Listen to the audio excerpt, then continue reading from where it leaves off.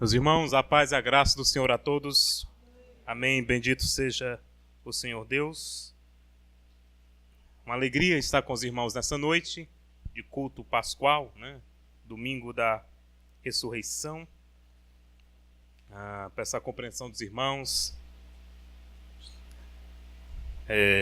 Até pediu pastor água, Tomando medicamento e tossindo, tosse seca vem incomodando, mas peço a compreensão dos irmãos e desculpa também por todo esse contratempo. Mas é uma alegria estar aqui com o povo de Deus, de cultuar o Senhor, de ouvir essa cantata emocionante, É bom, é bonito. Enquanto os irmãos cantavam, eu ficava imaginando aqui, sentado, de como será na eternidade com o Senhor, Todos nós vamos cantar, vamos estar afinados, para a glória de Deus, vamos cantar, vamos celebrar. E vai ser uma bênção, Então, a minha nota de louvor a Deus pela vida dos irmãos.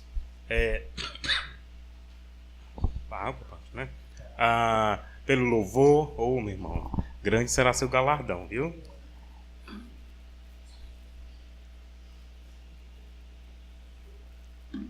E uma alegria de ouvir, cantar e bendizer, Parabéns também aos músicos, aos irmãos envolvidos no louvor, Que Deus abençoe, Que Deus abençoe. Meu sonho é tocar tão bem assim quanto o irmão, Mas um dia, quem sabe, eu aprendo a fazer um dó, E aí já será grande coisa. Meus irmãos, nós vamos meditar na palavra de Deus essa noite, concernente ao tema da ressurreição de Cristo, As bênçãos decorrentes da ressurreição. E gostaria de meditar na palavra de Deus com os irmãos na Epístola de Paulo aos Coríntios, capítulo de número 15.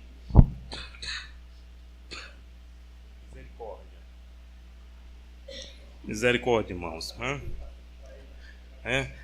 Medicamento ainda, coração, hipertensão, e aí causa essas tosses chatas, Só não posso ir agora, Misericórdia, pastor. Diga isso comigo não, Tenho 2 meninas para criar ainda, 1 Coríntios, capítulo de número 15.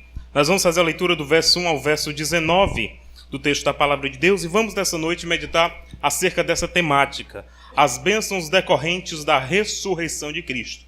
Então peço que você permaneça atento e com a sua Bíblia aberta, que no decorrer da mensagem nós vamos explorando o texto, vamos entendendo a mensagem do Senhor nessa passagem, as aplicações desse texto concernente à nossa vida, tá bom? 1 Coríntios capítulo 15, verso 1 ao verso 19. Irmãos, venho lembrar-vos o evangelho que vos anunciei, o qual recebestes e no qual ainda perseverais. Por ele também sois salvos, se retiverdes a palavra, tal como vou-la preguei. A menos que tenhais crido em vão.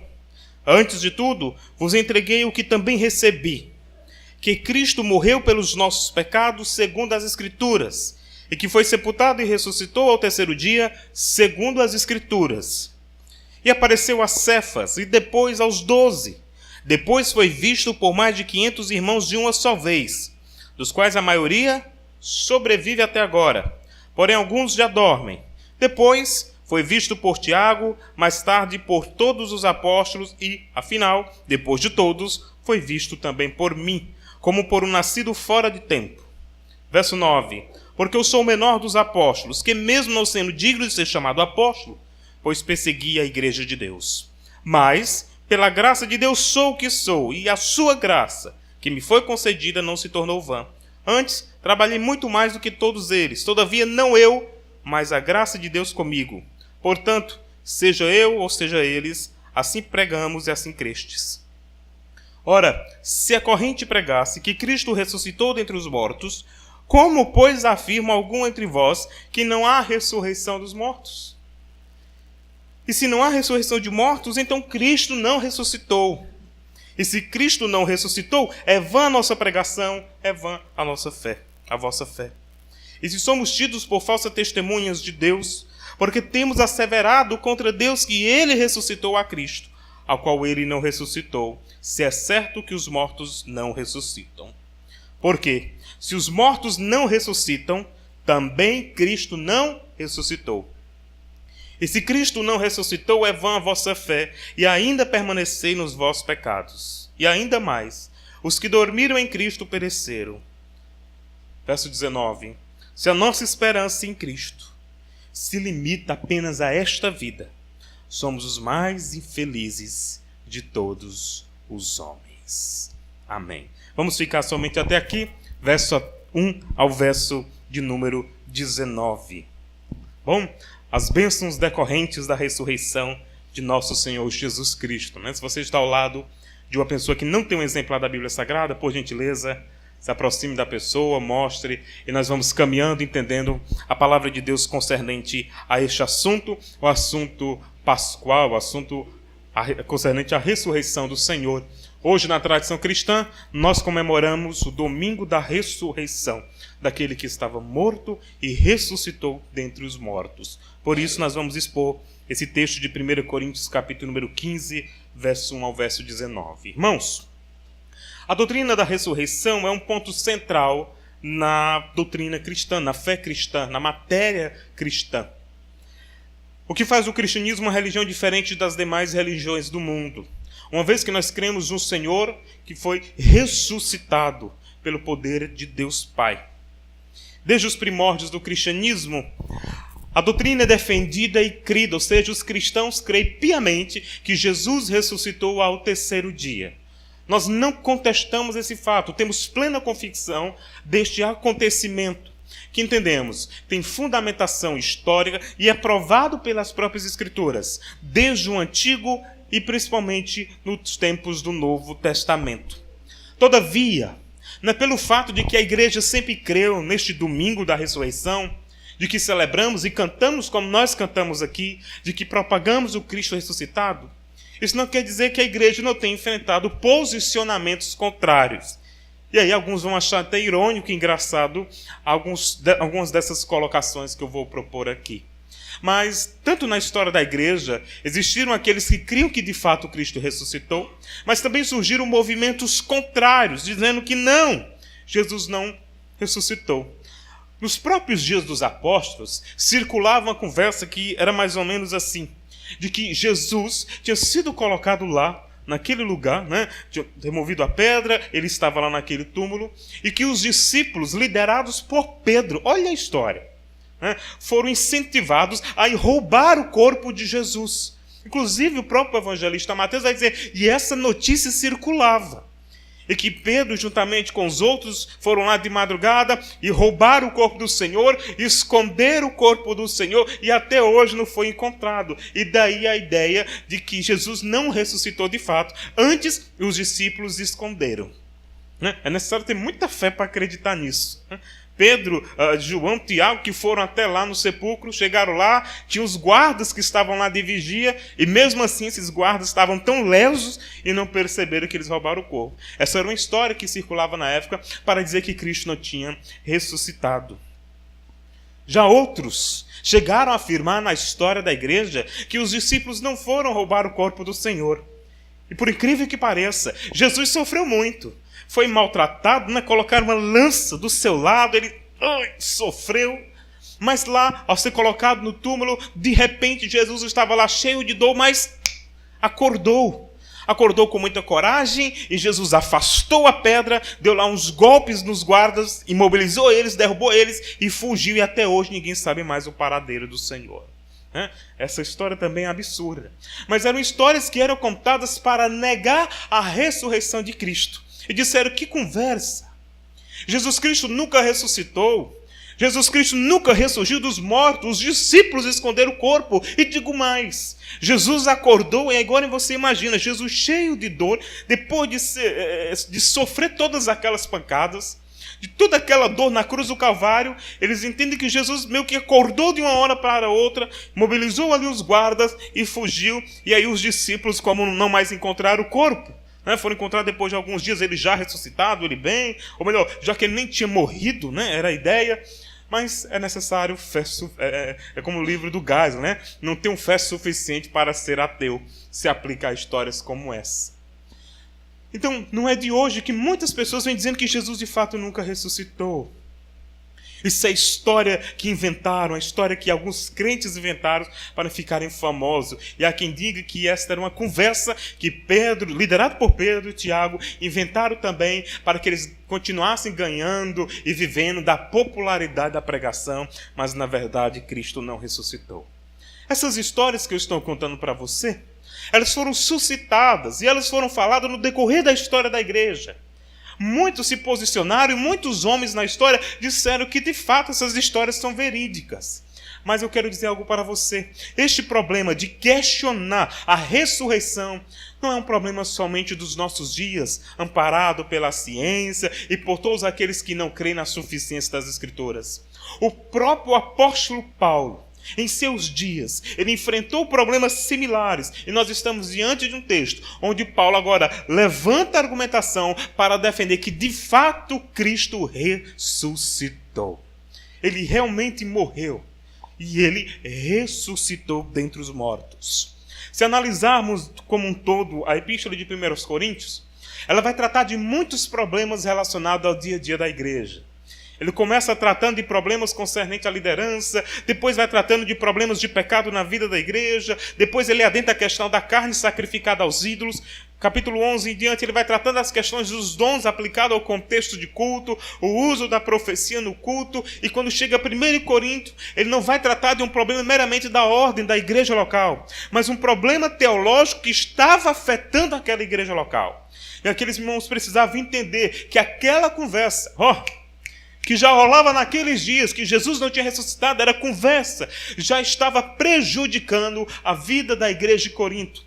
Então Paulo, como apóstolo, uma autoridade doutrinária da igreja, ele se levanta para dizer, não, eu vou provar para vocês que Cristo ressuscitou. E nós temos provas suficientes, à luz da Escritura, para afirmar que, de fato, Jesus ressurgiu dentre os mortos.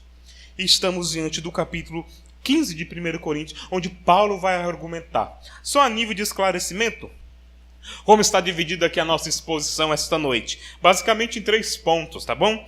Do verso 1 ao verso de número 4, nós temos a prova bíblica acerca da ressurreição. Do verso de número 5 ao verso de número 11, nós temos a prova histórica, ou prova ocular. Já eu explico acerca da ressurreição. E do verso 12 ao verso 19, Paulo vai usar o argumento lógico, a prova lógica a favor da ressurreição, com o intuito de dizer que, de fato, Jesus ressuscitou dentre os mortos. E a ressurreição de Cristo não é apenas um evento que ficou no passado. A ressurreição de Cristo não serve apenas de roteiro para enredo de peças teatrais. Não. A ressurreição de Cristo, de fato, tem importância, significado, significância para a nossa vida cristã e para os nossos dias. Se hoje é possível realizarmos um culto como esse, com essa cantata maravilhosa, bem cantada, bem tocada, bem apresentada, que nós aqui nos saboreamos, apreciamos, a razão de tudo isso é porque, de fato, Jesus ressuscitou. É por isso que estamos aqui.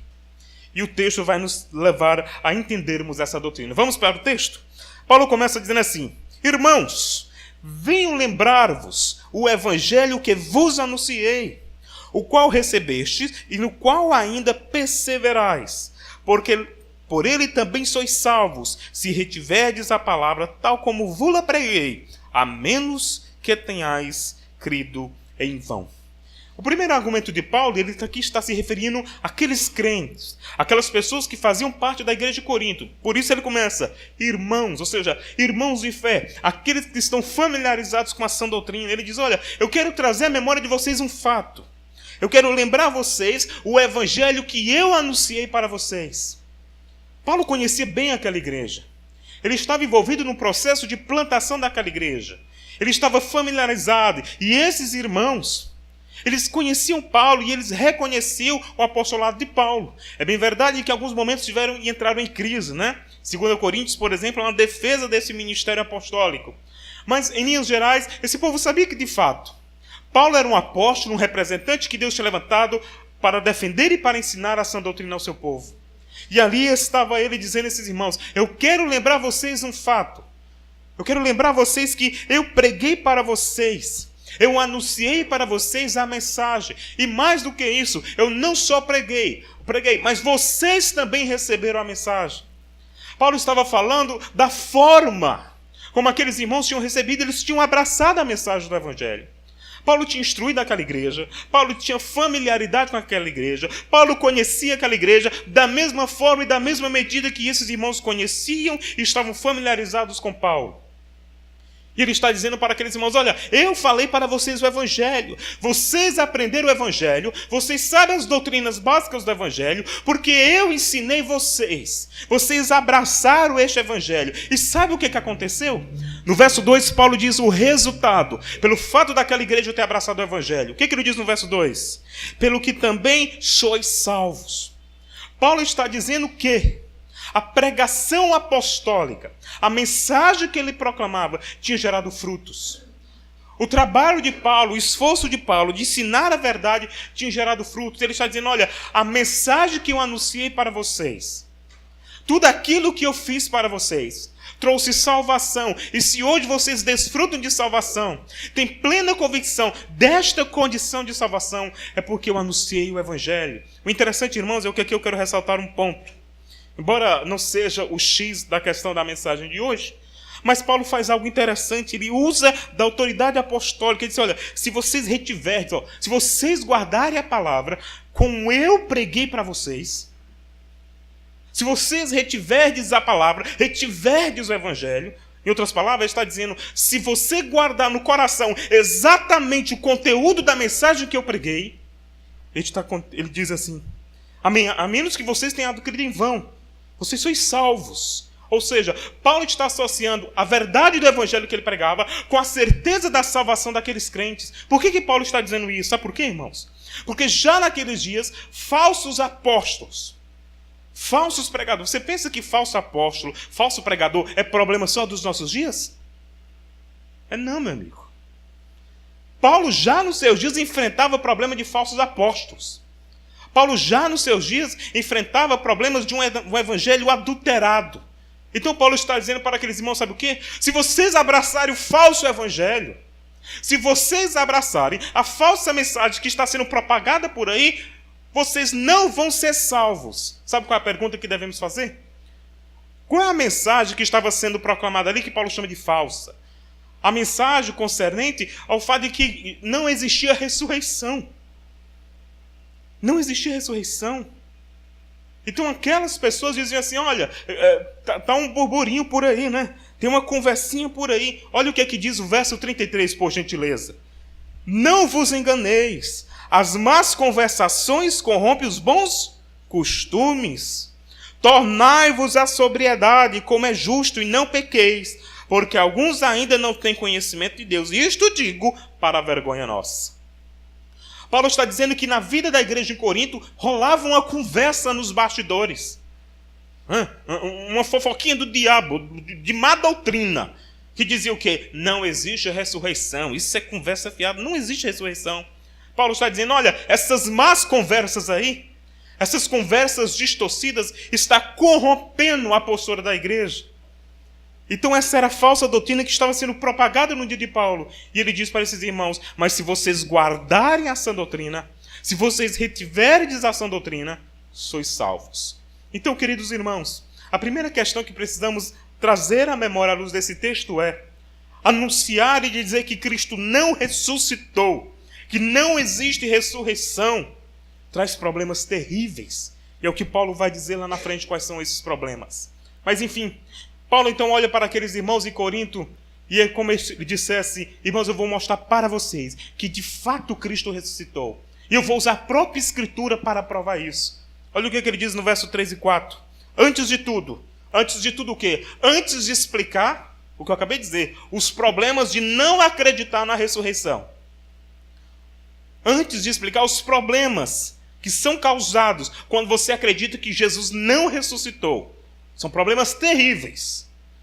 Paulo vai dizer, olha, antes de eu explicar esses problemas, eu vou dizer para vocês uma coisa. Verso 3. Vos entreguei o que também recebi. Ou seja, aquilo que Paulo aprendeu na época da sua conversão, agora ele estava transmitindo para esses irmãos. E o que ele estava transmitindo?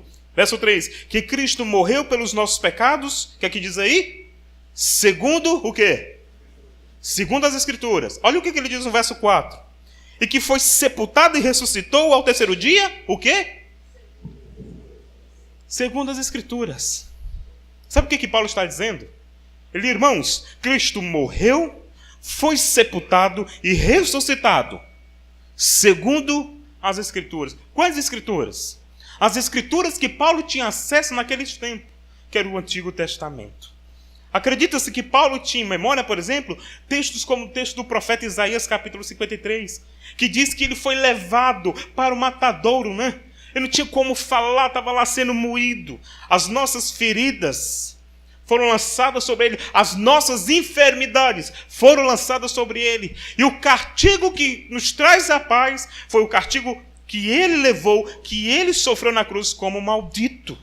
A cruz maldita, que fez Cristo passar por maldito, porque a maldição do pecado foi lançada na conta dele, e hoje nós desfrutamos de alegria e paz por causa deste evento. Paulo está dizendo que tudo isso que aconteceu não era história de apóstolo. O fato de Cristo ter ressuscitado não era história que os discípulos estavam criando para ficar populares. Usando a linguagem da tecnologia de hoje, os discípulos não queriam curtidas e compartilhamentos. Eles não queriam seguidores nas sociais, nas redes. Eles queriam proclamar a verdade, eles estavam comprometidos com essa verdade. Então Paulo está dizendo que tudo o que aconteceu com Cristo foi segundo as Escrituras. A própria palavra já dizia desde o passado. O próprio Salmo 16 diz que ele não deixará que o seu santo veja a corrupção. E Pedro usa essa passagem e aplica a quem? Aplica ao Senhor Jesus Cristo. Então Paulo está dizendo que o Antigo Testamento falava acerca de um homem, sim, um Salvador que viria ao mundo, sofreria os nossos pecados, morreria, mas também iria ressurgir dentre os mortos. Paulo está dizendo para aqueles irmãos, o que eu estou contando para vocês é o que desde o passado se ouviu. O que eu estou ensinando para vocês é o que desde o passado está sendo pregado. Esta conversa que dizem por aí que Jesus não ressuscitou é uma grande fantasia, uma lenda, é um mito. Paulo está dizendo errado, porque a palavra sempre disse que ele iria morrer pelos nossos pecados, ele ia ressuscitar dentre os mortos. E o que eu estou dizendo para vocês, irmãos, é segundo as Escrituras. Mas é lógico que poderia surgir alguém naquele contexto e que dissesse e falasse assim: mas Paulo, tudo bem, é a sua interpretação das Escrituras, é o seu argumento de acordo com a sua forma de interpretar o texto e de dizer que Cristo vai ressuscitar ou que ele ressuscitou. Mas eu quero ver provas de fato, pessoas que contemplaram Cristo ressurreto.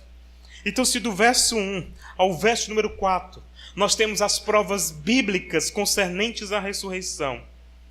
Paulo agora, do verso de número 5 ao verso número 11, Paulo vai usar as provas históricas. Paulo vai dizer, sabe o que, irmãos? Pois é isso que vocês querem? Vocês entendem que é necessário mais provas a favor da ressurreição de Cristo? Que a Escritura não é suficiente? Não que Paulo não cresça na inspiração das Escrituras, na suficiência das Escrituras, mas Paulo estava agora usando o testemunho ocular, ou seja, aquilo que as pessoas tinham visto, para provar que realmente não só Cristo tinha ressuscitado, mas que a Escritura era a verdadeira palavra de Deus. Então, do verso 5 em diante, Paulo vai dizer o nome de pessoas que viram Jesus depois da ressurreição. Olha que interessante. Veja comigo o verso de número 5, as provas históricas, ou a prova ocular, surgiu no começo da igreja, o chamado testemunho ocular, ou seja, aquelas pessoas que tinham visto com os olhos que realmente Jesus tinha ressuscitado dentre os mortos. E Paulo vai começar a dizer assim, apareceu a Cefas. Quem é Cefas? Pedro. Paulo começa dizendo, ele apareceu, sabe para quem? Ele apareceu para um dos maiores líderes da igreja, porque Pedro, depois do evento do Pentecoste, se tornou um grande líder da igreja em Jerusalém. Aquele Pedro teimoso, afobado, precipitado, se tornou um instrumento vivo nas mãos de Deus. E ele mesmo pregou acerca da ressurreição depois do Pentecostes. Então Jesus disse assim, olha, vocês querem uma prova? Paulo vai dizer assim, olha para Cefas. Ele viu o Senhor. E aí nós precisamos relembrar o episódio da ressurreição que foi cantado aqui. As mulheres, Maria Madalena, Joana, que foram até o sepulcro, e quando chegaram lá, ficaram atônitas, a pedra removida, Cadê o Senhor? Né? Imagina aquelas mulheres que estavam ali, que tinham acompanhado o Senhor, chegaram diante do túmulo e nada do Senhor. De repente aparece o anjo. Né? O que vocês estão fazendo aqui? Vocês estão procurando quem já ressuscitou? Né? Como é? Ele ressuscitou. As mulheres saíram correndo. Né? Vamos anunciar os discípulos. E de repente chega lá, os discípulos estão lá temerosos. Né? Olha, o anjo disse que ele ressuscitou. E Pedro, né? Como sempre, né? O quê? Eu vou acreditar em conversa de mulher, eu vou lá ver. E Pedro vai lá quando de repente, né? Se depara com um anjo, né? Ele ressuscitou. Eu vou voltar para dizer que é verdade, então. E ele chega lá. O episódio até engraçado, que estão lá atordoados, ele ressuscitou, né? Posso imaginar Tomé, que conversa é essa, rapaz? Agora Jesus ressuscitou, né? E de repente passa aquele homem entre eles e diz assim: a paz sejam convosco. Eu imagino o susto. A Bíblia diz que eles ficaram assustados e disseram assim: é bem um fantasma. A Jesus: não, olha aqui minha mão, tem as marcas. Posso imaginar Tomé naquela hora, né? O sangue de Jesus tem poder, né? Tem mesmo, meu sangue tem poder, né? A Jesus, para provar que ele tinha ressuscitado, disse assim: me dá aí peixe para comer. Jesus comeu. Depois de ressuscitado, para dizer que realmente não era um fantasma, era ele mesmo. E aí Paulo vai dizer assim: está vendo? Ele apareceu a Cefas. E não somente a Cefas. Olha o que acontece no verso 5. Apareceu a Cefas e depois apareceu, sabe a quem? Aos 12. Que é este episódio que eu acabei de contar. Mas observe o argumento adiante de Paulo. Verso número 6. Depois foi visto por mais de 500 irmãos. Desculpa, irmãos. Foi visto por mais de 500 irmãos de uma só vez. Olha aí. Dos quais a maioria sobrevive até agora, porém alguns já dormem. Olha o que Paulo está dizendo aqui para aqueles irmãos. Cristo ressuscitou, apareceu a Pedro, apareceu aos 12, e digo mais, ele apareceu a mais de 500 irmãos de uma só vez. Você parou para imaginar isso? Jesus apareceu para mais de 500 pessoas de uma só vez. Imagine você, né? Nós nos emocionamos, eu particularmente me emocionei, fiquei jubilado aqui, as irmãs, os irmãos cantando, né, nesse momento maravilhoso. Agora imagina a admiração desse povo que viu Jesus ressuscitado. Mais de 500 irmãos. A Bíblia diz que eles ficaram admirados de tamanha maravilha da ressurreição de Cristo. E Jesus estava lá no meio deles, andando com eles. E aí o que Paulo está dizendo para os irmãos em Corinto? Olha, e digo mais, procure, porque tem gente que até agora, né, ainda está vivo, do tempo da ressurreição. Só para que os irmãos tenham uma ideia, por gentileza. Paulo, quando escreve a Epístola aos Coríntios, ele escreve por volta do ano, entre o ano 55 e o ano 60 depois de Cristo. Quando ele escreve esse texto que nós estamos pregando esta noite. E Jesus tinha ressuscitado, se calcularmos com base nesse tempo de 55 a 60, já fazia mais de 30 anos, né? 33 anos, mais ou menos isso, entre 30 e 33, que Jesus tinha ressuscitado. Então, tinha passado em média de 30 anos, de 27 a 30 anos. E as pessoas ainda estavam vivas. Paulo está dizendo: olha, tem gente que vive até agora, está viva até agora, e que vira o Senhor ressuscitado. É bem verdade que muitos já dormem, ou seja, muitos crentes já tinham falecido. Já estavam no descanso com o Senhor, mas tinha muita gente que ainda estava viva. Muita gente que ainda estava viva, estava trabalhando, era crente, estava junto com os irmãos na congregação em Jerusalém, e que esses irmãos tinham contemplado a ressurreição do Senhor. Eles tinham visto o Senhor, quem sabe tinham feito refeições com o Senhor. Tinham visto Jesus comer seu peixe assado na brasa, seu favo de mel, o pão. Quem sabe muitos irmãos tinham visto o Senhor se alimentar e estavam no convívio com eles. Paulo está dizendo: está vendo? Eles estão vivos até agora. E aí ele continua, verso 7. Depois foi visto por Tiago, o líder da igreja em Jerusalém, mais tarde por todos os apóstolos. Paulo está dizendo: o Senhor está vivo. Ele ressuscitou. E muitos dos irmãos, você observa aqui, que ele cita 2 líderes da igreja. Pedro e Tiago, os líderes da igreja em Jerusalém. Paulo está dizendo, olha, a liderança, né? Homens que não podem mentir, eles viram, perguntem a eles. Os irmãos que se congregam lá também presenciaram o Senhor ressurreto. E aí ele termina e diz assim no verso 8, e afinal, depois de todos, foi visto também por mim como por um nascido fora de tempo. E aqui nós temos a humildade de Paulo. Paulo dizendo, olha, eu que não andei com o Senhor, eu que não fui escolhido pelo Senhor junto com os outros, né? Naquela ocasião, à beira-mar, e foi chamado. Paulo está dizendo, eu que vim fora daquele tempo, eu, o menor de todos, eu vi o Senhor. Paulo está dizendo da experiência dele lá de Atos capítulo 9. O que diz Atos capítulo 9? Paulo estava, sabe como, irmãos? Paulo estava indignado. Paulo era um perseguidor da igreja. Olha, se você conhece um homem carrasco, você precisa conhecer Paulo para saber também um homem tão carrasco quanto aquele que você conhece nesta vida. Paulo, um homem de coração endurecido, um homem vaidoso em sua religião. Este Paulo estava tão furioso, Atos capítulo 8, verso 3, que ele arrombava as portas, assolava as portas para pegar os crentes. Imagina quanta gente, olha que ironia, imagina quanta gente que tinha sido maltratado por Paulo agora estava se congregando junto com ele, né? Gente que viu Paulo segurando, né? Olha que ironia isso. Paulo estava segurando as vestes, Estevão sendo apedrejado até a morte, né? E Paulo lá, dá mais, joga mais na cabeça, né? É crente, pode matar, né? Estava lá ele vibrando. Atos capítulo 8, ele chega, vai roubando as portas, maltratando todo mundo, é crente, pois vem cá que você vai apanhar, né?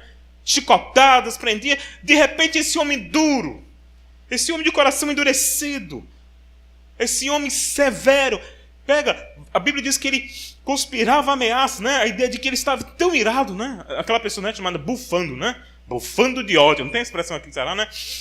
De ódio contra os crentes. A Bíblia diz que ele pega cartas para Damasco, né? Ele vai viajar. A Bíblia diz que ele está seguindo para maltratar os crentes. E o que acontece no caminho de Damasco? De repente Paulo está lá, uma luz aparece. Paulo cai, né? Quem diz que Paulo caiu do cavalo, né? Então imagina a queda, mas Paulo se prostra diante daquela imagem, né? Quem é que é isso? E aquela voz, Saulo, Saulo, por que tu me persegues? Meu irmão, que experiência! A Bíblia diz que os homens que estavam por Paulo ouviram aquela voz, mas eles não conseguiram enxergar, porque tamanho era o reflexo da glória de Deus. A ficha de Paulo caiu, meu irmão. Ele percebeu que quem estava ali era o Jesus ressuscitado.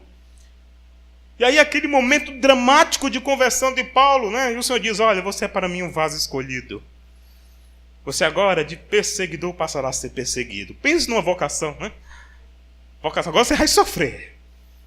O seu ministério será sofrido.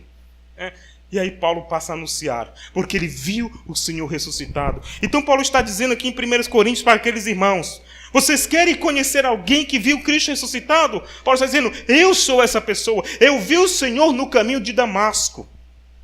Aliás, essa é uma das credenciais para ser apóstolo, né? Para ser apóstolo é necessário ter sido vocacionado pelo Senhor, chamado especificamente pelo Senhor. E a prova dessa vocação para o testemunho da igreja é que esse apóstolo tenha visto o Senhor ressuscitado em seu corpo.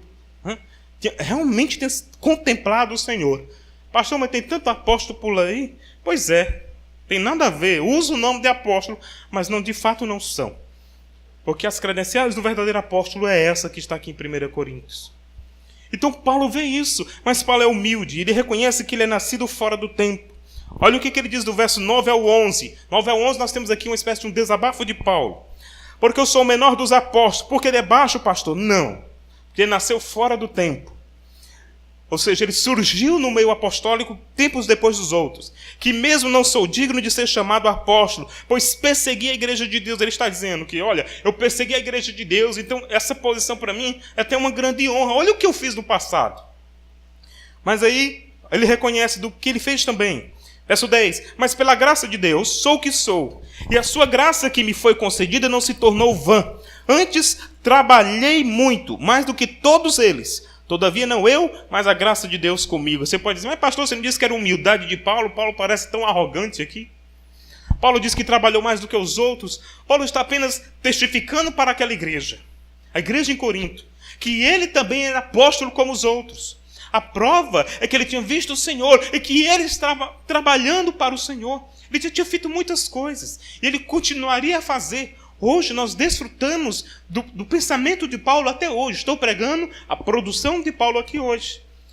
Mas aí Paulo vai dizer algo interessante a partir do verso número 11. Ele diz assim, olha, portanto, seja eu, ou seja, seja eu Paulo, ou seja os apóstolos, os outros que estão em Jerusalém, assim pregamos e assim crestes. Paulo está dizendo, não importa quem fale. Eu não quero chegar aqui no mérito da questão e dizer que eu sou um apóstolo melhor do que os outros. Não é isso. Seja eu, Paulo, seja Pedro, seja Tiago. O que é necessário termos em mente é que Cristo ressuscitou dentre os mortos. E negar a ressurreição de Cristo traz problemas terríveis.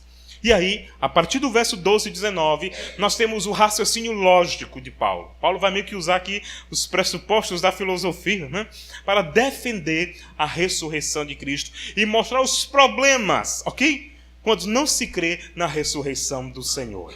Então você que está aqui esta noite, você que tem dúvidas concernente à ressurreição, ou você que não é crente e precisa entender ressurreição, vamos analisar aqui as palavras de Paulo, as palavras finais dele. Verso 12. Ora, se é corrente pregar-se que Cristo ressuscitou dentre os mortos, como, pois, afirma alguns dentre vós que não há ressurreição?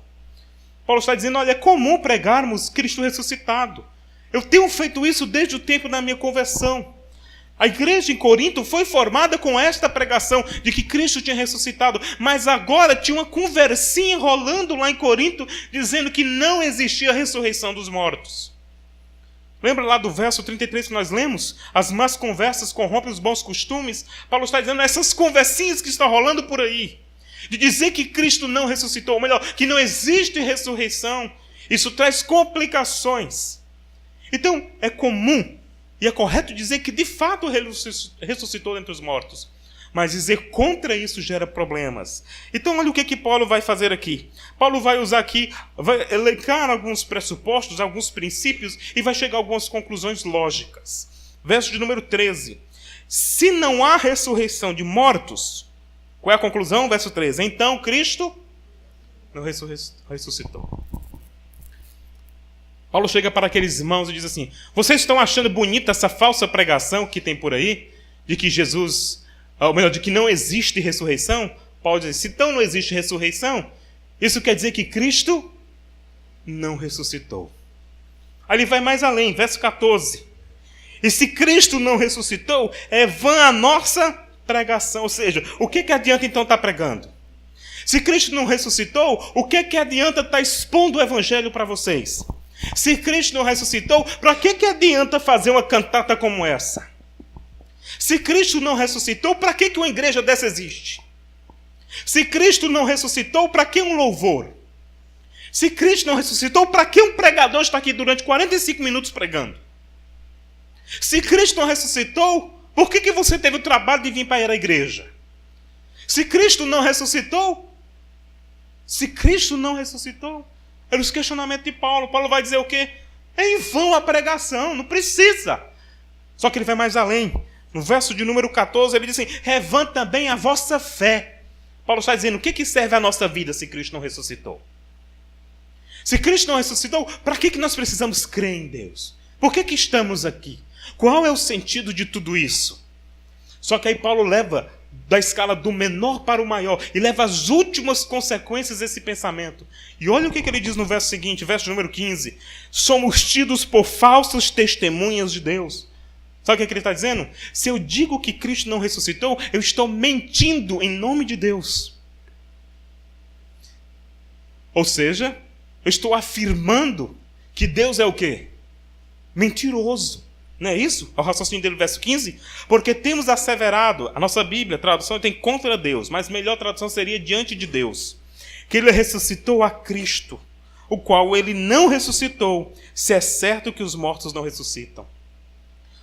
Paulo está dizendo assim, irmãos, se eu digo que Jesus não ressuscitou, eu estou dizendo que Deus é mentiroso. Porque na sua palavra ele diz que Cristo ressuscitará dos mortos. Se eu digo que Cristo não ressurgiu ao terceiro dia, eu estou mentindo em nome de Deus.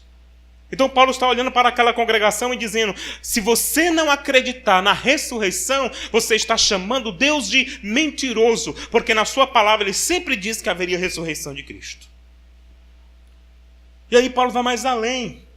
Paulo tira esse pensamento acerca da natureza pensante da ressurreição e coloca ela em termos práticos. É como se ele dissesse assim: eu vou mostrar para vocês os efeitos práticos, o nosso dia a dia. O que vai acontecer com o nosso dia a dia se Cristo não tiver ressuscitado? Olha os problemas que irão acontecer se for verdade a pregação de que Jesus não ressuscitou. Verso 16, ele diz assim: porque se os mortos não ressuscitam, também Cristo não ressuscitou. Aí 17, e se Cristo não ressuscitou, é vã a vossa fé. O que é que ele diz agora? E ainda permanecei nos vossos pecados. Porque qual é a lógica de Paulo? Que Cristo morreu pelos nossos pecados. E que ele ressuscitou para nos dar vitória sobre os nossos pecados. Os nossos pecados são perdoados porque Cristo morreu e ressuscitou ao terceiro dia. Se Cristo não tivesse ressuscitado, então o pecado teria vencido Cristo. O mal teria vencido Cristo. Mas ele morreu, porém ao terceiro dia ele ressuscitou dentre os mortos. Então os pecados foram apagados. Paulo está dizendo para aqueles irmãos: os nossos pecados foram perdoados por causa da sua morte e ressurreição. Cristo não foi à cruz do Calvário apenas para fazer encenação teatral. Cristo não foi à cruz do Calvário apenas para sensibilizar o homem. Cristo não foi à cruz do Calvário apenas para você achar a imagem bonitinha, emocionante. Cristo não foi à cruz do Calvário apenas para virar filme de roteiro de Mel Gibson. Cristo não foi à cruz do Calvário apenas para servir de lição ilustrativa para a criança. Cristo morreu no Calvário e ressuscitou ao terceiro dia para perdoar os nossos pecados. E Paulo está dizendo para esses irmãos: se vocês dizem que ele não ressuscitou, então nós vamos morrer nos nossos pecados. E ele vai mais além. Olha o que ele diz no verso 17. Verso 18, melhor. E ainda mais. Parece que ele se lembra, né? Bate um estalo na mente de Paulo, né? Ele diz: me esquecendo de dizer. Ainda mais. Ao verso 18. E os que dormiram em Cristo pereceram. Paulo está dizendo, sabe o quê? Se você negar a ressurreição de Cristo, além disso favorecer o fato de que nossos pecados não estarão perdoados, Paulo vai dizer: e aqueles irmãos que morreram, os irmãos que se congregavam conosco aqui e que faleceram, sabe o que aconteceu com eles? Pereceram, estão condenados, estão tudo lá no fogo do inferno. Pereceram. Porque só existe céu por causa da ressurreição de Cristo. Sua morte e ressurreição. O céu só é acessível para nós por causa de sua morte e ressurreição. Se não existe morte e ressurreição, o que é que nos resta depois da morte? A condenação. E tu imagina você, aquela irmãzinha, né? Aquele irmãozinho lá da igreja em Corinto, que o seu filho tinha acabado de se converter, ainda jovem, e de repente, numa situação de guerra ou numa situação de epidemia, de doença, faleceu. Aquele irmãzinho tinha um grande consolo em saber que seu filho estaria com Cristo, apesar de ter morrido muito jovem. Né? Imagina aquele irmãozinho, aquela irmãzinha que perdeu seu pai e sua mãe, porque já estava idoso, e num momento de uma crise de saúde, ele que era um servo de Deus partiu com o Senhor. Agora imagina ele ouvindo Paulo dizer assim: se você diz que Cristo não ressuscitou, os seus parentes que morreram agora pereceram no inferno. O desespero, né? Posso imaginar a cara daqueles crentes assim: é verdade. Olha, Paulo tem razão. Você já pensou? A irmãzinha que morreu, se Cristo não tiver ressuscitado, não tem como adentrar o céu. A ficha passou a cair. Aí Paulo vai mais além e termina o raciocínio no verso de número 19. Olha o que ele diz aqui: se a nossa esperança em Cristo se limita apenas a esta vida, somos os mais infelizes, ou em outras traduções, miseráveis de todos os homens. Imagina você uma situação: os crentes aqui, que Paulo estava pregando, Eles não estavam numa situação tão favorável como nós estamos aqui, né? Todo mundo bonitinho, arrumadinho, cheiroso, igreja bem organizada, limpinha. Muitos desses irmãos estavam vivendo um contexto de perseguição. Sair para se reunir com os outros irmãos na casa do irmão Estéfanas, por exemplo, era um risco. Porque vai que o soldado da guarda pretoriana pegasse ele no caminho, prendia e se duvidar, até matava algum deles. Imagina os tempos de Paulo, que Nero prevalecia, Pedro e Paulo, a violência com que ele tratava os crentes.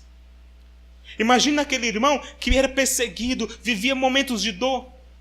Imagina ele tendo que ir para a igreja, mas sabendo que depois da morte já não restava mais nada porque não tinha ressurreição. Qual era o sentido de sofrer tanto nessa vida, já que não ia ter eternidade, já que não ia ter céu?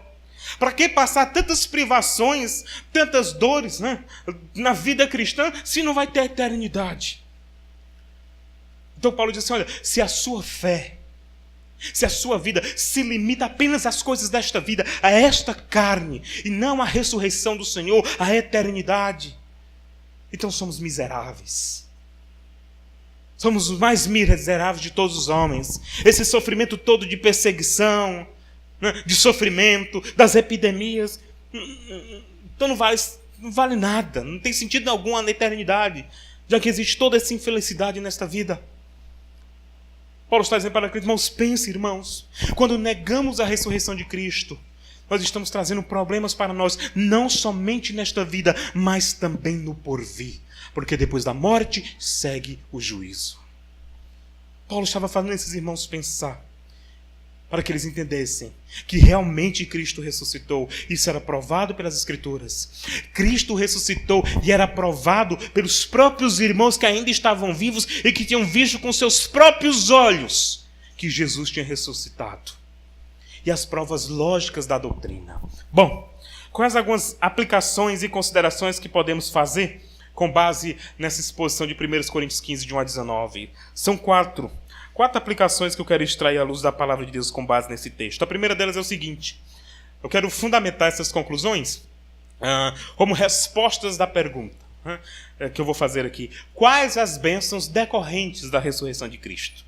Quais são as bênçãos que a ressurreição de Cristo gerou para nós? O que ela nos deixou? Qual o legado da ressurreição? A primeira delas, a certeza de que podemos confiar na suficiência das Escrituras para a nossa fé prática.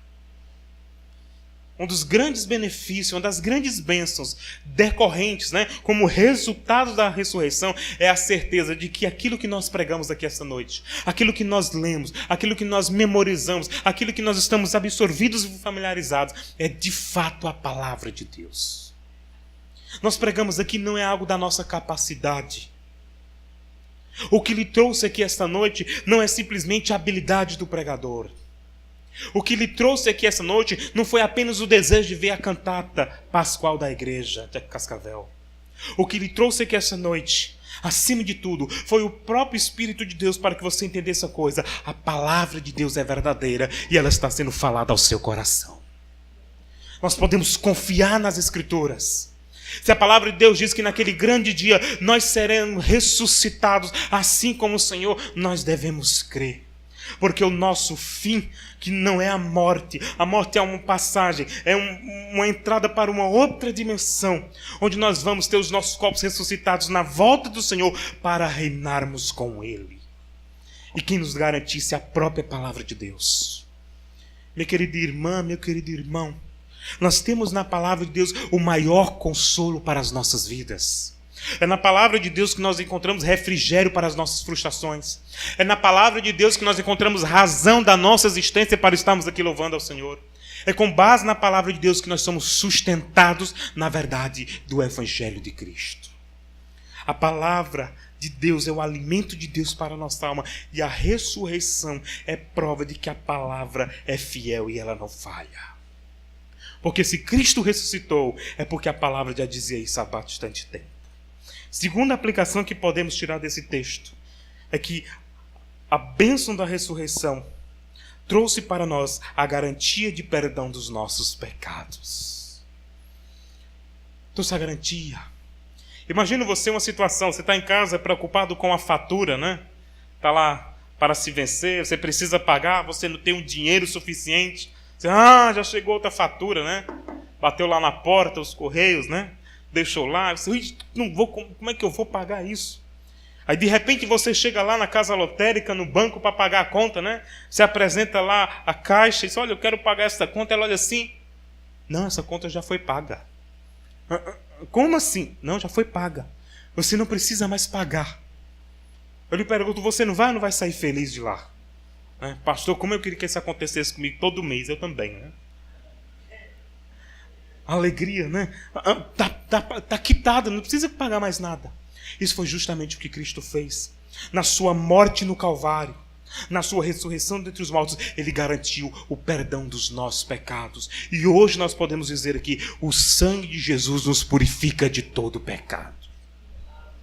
O pecado que nos separava de Deus, o pecado que nos afastava do Senhor. Você que está aqui essa noite que não é crente, está tendo a oportunidade de ouvir a palavra de Deus. O pecado faz a separação entre você e o Senhor. O pecado deixa você distante de Deus. Todavia, nós temos a solução de Deus para o pecado. A solução de Deus para o pecado é o Senhor Jesus Cristo na sua vida, morte e ressurreição. É pelo fato de Cristo ter ressuscitado. Cristo não ressuscitou apenas para emocionar você. Cristo ressuscitou para transformar a sua vida. A morte de Cristo foi para apagar os nossos pecados. Nós vamos adentrar a presença de Deus na certeza de que Ele ressuscitou e que nós fomos purificados no nome santo do Senhor Jesus Cristo. Nós lutamos contra o pecado nesta vida, nós batalhamos contra o pecado nesta vida, ele nos rodeia, ele nos sufoca, ele destrói famílias, mas chegará um dia que este pecado será totalmente extirpado na nossa vida por causa da obra que Cristo realizou. Ele já não terá mais domínio sobre nós, sobre os nossos pensamentos, sobre a nossa postura. Porque o sangue de Jesus purifica de todo o pecado. Isso tudo é possível por causa da cruz. Terceira aplicação que podemos tirar com base no texto da ressurreição. A convicção de que a morte não é o nosso fim, mas a certeza que viveremos eternamente com Cristo. Quantas pessoas têm medo da morte, né? Misericórdia, né? Não quero morrer, eu tenho medo da morte. Mas para o crente, a morte, apesar de ser uma experiência dramática e dolorosa para aqueles que ficam, a morte é a certeza que nós estaremos para sempre com o Senhor. A ponto de que naquele grande dia, quando Jesus voltar, nós seremos transformados, ressuscitados com o nosso corpo glorioso. Não é o fim. Né? Não é o fim. Está com pouco tempo que eu perdi minha sogra, né?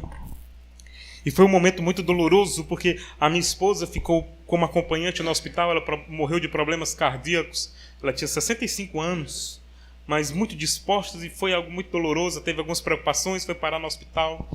E os últimos dias foram muito dolorosos, né?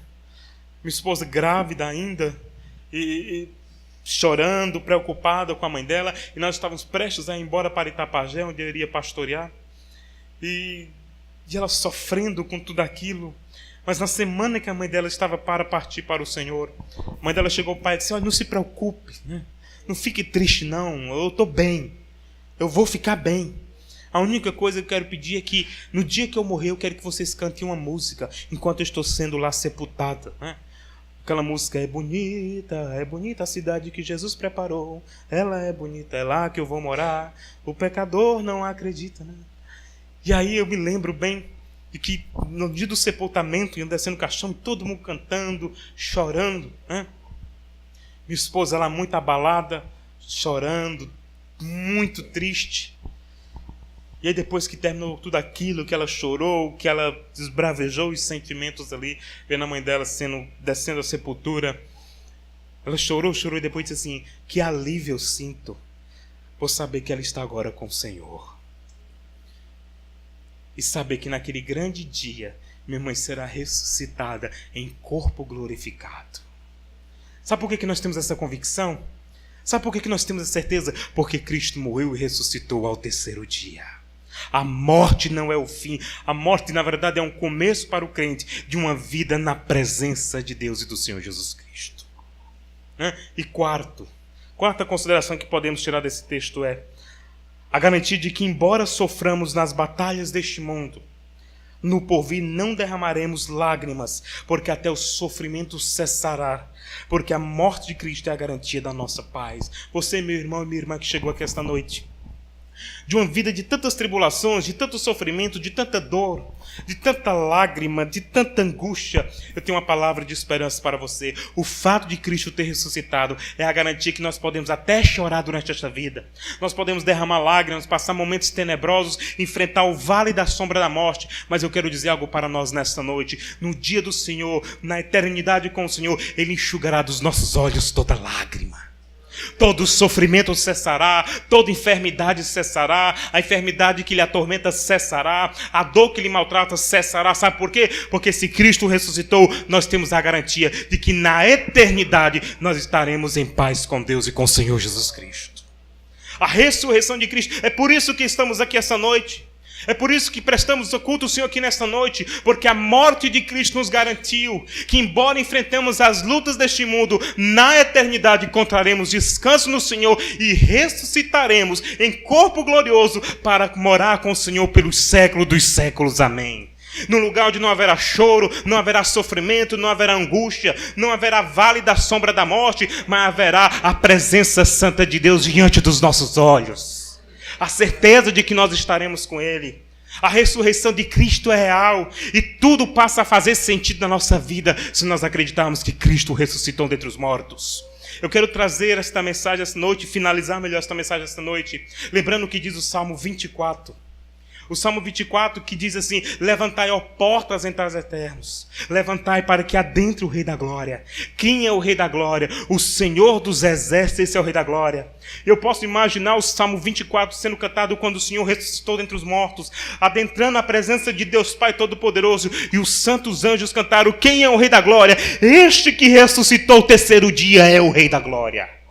E nós cantaremos também, nós estaremos lá, nós vamos louvar, engrandecer, bendizer ao Senhor, estejamos afinados ou não, mas nós cantaremos e diremos: quem é o Rei da Glória? Aquele que ressuscitou ao terceiro dia. E hoje podemos celebrar esta Páscoa, porque o Cordeiro de Deus que tira o pecado do mundo ressuscitou dentre os mortos. Da sepultura saiu, com poder e glória ressurgiu. E hoje nós estamos aqui, é por causa dele, é por causa do Senhor Jesus Cristo. Ele ressuscitou, Ele está vivo e Ele está no meio de nós. Amém. Vamos orar? Feche seus olhos e vamos orar e agradecer a Deus por tamanha bênção da salvação e porque essa ressurreição foi compartilhada conosco ainda nesta vida. Ó Deus, nós te louvamos, nós te agradecemos pela ressurreição do Filho, que nos garante a certeza de que estaremos com o Senhor na eternidade. A ressurreição de Cristo, que prova para nós a suficiência e o poder das Sagradas Escrituras. A ressurreição de Cristo, que garante o perdão dos nossos pecados. E que, embora estejamos aqui contaminados pelos pecados deste mundo, nós somos lavados no sangue do Cordeiro de Deus.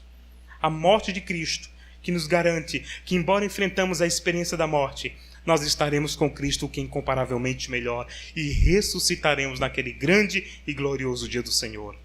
E te agradecemos, ó Deus, que embora enfrentamos as batalhas, o sofrimento, as dores deste mundo, um dia toda esta dor terá um fim, todo esse sofrimento cessará, porque nós reinaremos com Cristo na eternidade para todos sempre. Abençoa, Deus, esta igreja. Abençoa todos os irmãos envolvidos e que possamos dizer: celebrai, a Cristo celebrai, porque Ele ressuscitou. Bendito seja o nome do Senhor ressuscito. Aleluia. Em nome de Jesus. Amém. Irmãos, gostaria de agradecer a Deus pelo convite, pastor Adelmo. Que Deus abençoe sua vida, seu ministério, abençoe a vida da irmã Sara, da Rutinha também, essa família querida. Um prazer de conhecer os irmãos. Aqui fica o meu carinho, minha gratidão aos irmãos, à irmã pelo almoço, tanto tem recebido também. Que Deus abençoe a todos vocês, que vocês possam continuar perseverando, firmes e fortes. Paulo termina o texto de 1 Coríntios 15, que ele pregou sobre a ressurreição, ele termina dizendo assim: portanto, permaneçam firmes e fortes, sabendo que o seu trabalho no Senhor não é vão. Que Deus abençoe a PIB de Cascavel, a todos os irmãos, uma feliz Páscoa da ressurreição de nosso Senhor Jesus Cristo a todos. Amém.